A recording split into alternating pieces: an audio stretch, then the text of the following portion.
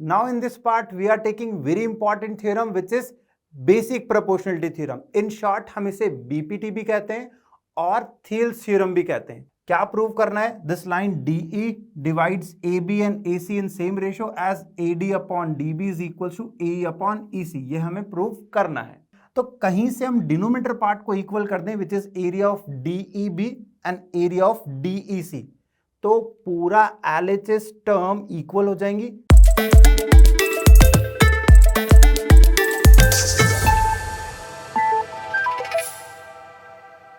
Hello my dear students, now in this part we are taking very important theorem which is basic proportionality theorem. In short हम इसे BPT भी कहते हैं और Thales theorem भी कहते हैं. चलिए समझते हैं what is its statement.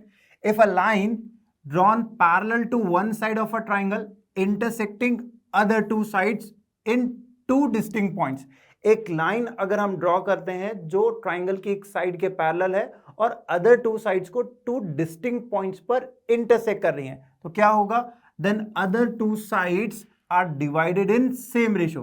तो ये लाइन टू साइड्स को सेम रेशियो में डिवाइड करेगी. फिगर से समझते हैं. यहां हमने ट्राइंगल कंसीडर किया है ABC और एक लाइन कंसीडर कर रहे हैं L जो BC के क्या है? पैरेलल है और AB और AC को two distinct point D point and E point पर क्या कर रही है? इंटरसेक्ट कर रही है. तो according to this theorem that line DE divide AB and AC in same ratio. तो ये लाइन DE AB और AC को सेम रेशियो में डिवाइड करेगी. सेम रेशियो में डिवाइड करने का मतलब when DE is parallel to BC, अगर ये लाइन ट्राइंगल की एक साइड के पैरेलल है then it divide AB and AC in same ratio, that AD upon DB is equals to AE upon EC. तो AD upon DB किसके equal हो जाएगा? AE upon EC के इक्वल हो जाएगा. This is known as dividing in same ratio. Now अब इसे हम प्रूव कैसे कर सकते हैं? Because proof is also important. So for proving this, first of all we write the given. क्या हमें given है? Triangle ABC is given. And in this triangle, line segment D is parallel to BC, intersecting AB at D point and AC at E point. Okay? ABC triangle given है. DE line AB और AC को D और E point पर intersect कर रही है. ये हमें given है. क्या प्रूव करना है? This line DE divides AB and AC in same ratio as AD upon DB is equal to AE upon EC. ये हमें प्रूव करना है. अब इसे प्रूव करने के लिए हमें यहां कंस्ट्रक्शन करना होगा. क्या कंस्ट्रक्शन करना होगा? We have to join B to E and C to D और D पॉइंट से AC पर परपेंडिकुलर एंड E पॉइंट से AB पे परपेंडिकुलर ड्रॉ करना होगा लाइक दिस. ओके, जॉइन किया हमने C को D से, B को E से और E से AB पे परपेंडिकुलर ड्रॉ किया है AF एंड AB पर परपेंडिकुलर ड्रॉ किया है EF एंड D से AC पे परपेंडिकुलर ड्रॉ किया है DG. ओके, चलिए इन कंस्ट्रक्शन से हमें क्या हेल्प यहां मिलेगी और इसमें क्या कॉन्सेप्ट अप्लाई करेंगे प्रूव करने के लिए, समझते हैं. प्रूफ पार्ट में यहां पर हमें AD अपॉन DB चाहिए, तो उसके लिए हम एरिया ऑफ ट्राइंगल का कॉन्सेप्ट यूज करेंगे. So first of all we find area of triangle ADE. ADE triangle का एरिया फाइंड करते हैं. यहां पर हम AD को बेस कंसीडर करेंगे. सो half into base is what? Base is AD और AD पर हाइट कहां से होगी? अपोजिट वर्टेक्स E से. तो EF इज हाइट और एल्टीट्यूड फॉर ADE ट्राइंगल. इसे हम कंसीडर कर लेते हैं. That is equation number first. अब हम BDE ट्राइंगल का एरिया फाइंड करते हैं जहां हम बेस कंसीडर करेंगे BD को, क्योंकि हमें AD का रेशियो BD से चाहिए. तो अब हम फाइंड करते हैं एरिया ऑफ ट्राइंगल BDE या फिर हम इसे DEB भी लिख सकते हैं, which is half into base consider कर रहे हैं हम किसे? BD को और BD पर हाइट कहां से होगी? अपोजिट वर्टेक्स E से. अब ये वही कॉन्सेप्ट है कि ऑब्ट्यूज एंगल ट्राइंगल में एक्यूट एंगल वाले वर्टेक्स से जब हम एल्टीट्यूड ड्रॉ करते हैं या हाइट ड्रॉ करते हैं तो वो exterior of the triangle on the extended side होती है। ओके, तो यहां पर EF परपेंडिकुलर होगा on the extended side BD। Okay, तो मैं यहां क्या मल्टीप्लाई करूंगा, EF से मल्टीप्लाई करूंगा। This I consider as equation number 2। अब इन दोनों इक्वेशंस को डिवाइड कर देते हैं, उससे क्या फायदा होगा, AD अपॉन DB की वैल्यू मिल जाएगी।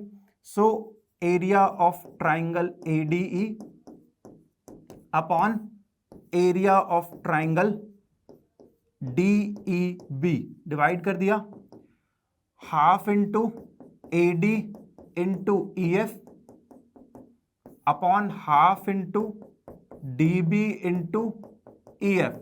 देखो अब हाफ से हाफ कैंसिल आउट हो जाएगा, EF से EF कैंसिल आउट हो जाएगा, रिमेनिंग क्या होगा, AD upon DB is remaining, and this I consider as equation number 3। इसे इक्वेशन 3 कंसिडर कर लेते हैं। जैसे हमने AD अपॉन DB का रेशियो निकाला है, सिमिलरली हम AE अपॉन EC का रेशियो भी निकाल लेते हैं by the concept of area of triangle. Okay, so अब हम एरिया ऑफ ट्राइंगल फाइंड करेंगे ADE again, but this time we consider AE as a base. Okay, so half into base AE into height. AE पर perpendicular कहां होगा, opposite vertex D से, so DG is perpendicular here into DG। This I consider as equation number 4. And area of triangle DEC, triangle DEC, because वहीं पर EC side है तो उस EC side को हम बेस कंसिडर करेंगे, half into EC as base, और EC पर परपेंडिकुलर क्या होगा, outside the triangle from D vertex to extended side CE DG, so into DG is taken as equation number 5। Again इन दोनों areas को डिवाइड करेंगे तो हमें AE upon EC find out हो जाएगा। So area of triangle ADE upon area of triangle DEC is equals to, directly we can write AE upon EC because half and half cancelled out and DG cancelled out. So AE upon EC, and this I consider as equation number 6। अब आप बहुत ध्यान से third equation और sixth equation को देखेंगे तो आपको LHS में नजर आएगा एरियाज का रेशियो और RHS में नजर आएगा AD upon DB and AE upon EC, जिसे हमें इक्वल करना है। RHS की वैल्यूज को हम इक्वल तब बोल सकते हैं जब LHS भी क्या हो, इक्वल हो। तो LHS को ध्यान से देखने पर समझ आएगा कि न्यूमरेटर पार्ट में है area of triangle ADE, area of triangle AD जो ऑलरेडी इक्वल है, तो कहीं से हम डिनोमिनेटर पार्ट को इक्वल कर दें which is area of DEB and area of DEC, तो पूरा LHS टर्म इक्वल हो जाएंगी, देन हम RHS टर्म को भी इक्वल बोल सकते हैं। अब इन दोनों एरियाज को DEB एंड DEC को इक्वल कैसे करें, दैट इज वेरी इंपॉर्टेंट, और ये हम प्रूव करेंगे थ्योरम से। कौन सी थ्योरम से, triangles DEB and DEC lie on same base DE and between same parallel DE parallel to BC, तो इनका एरिया क्या होगा, इक्वल होगा, ये हम जानते हैं। चलिए मेंशन कर लेते हैं। So triangle DEB and triangle DEC are lie on same base, which base, same base DE, and between same parallel and between same parallel, which same parallel here, DE parallel to BC, DE parallel to BC। जब दो triangle same base और same parallel के बीच में होते हैं तो उनका एरिया क्या होता है, इक्वल होता है। सो हम क्या कह सकते हैं, area of triangle DEB equals to area of triangle DEC।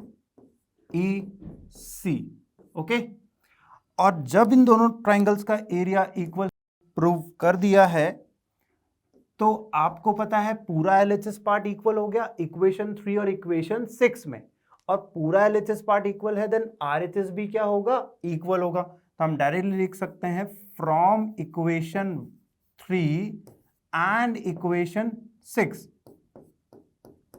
And equation 6 what are LHS there.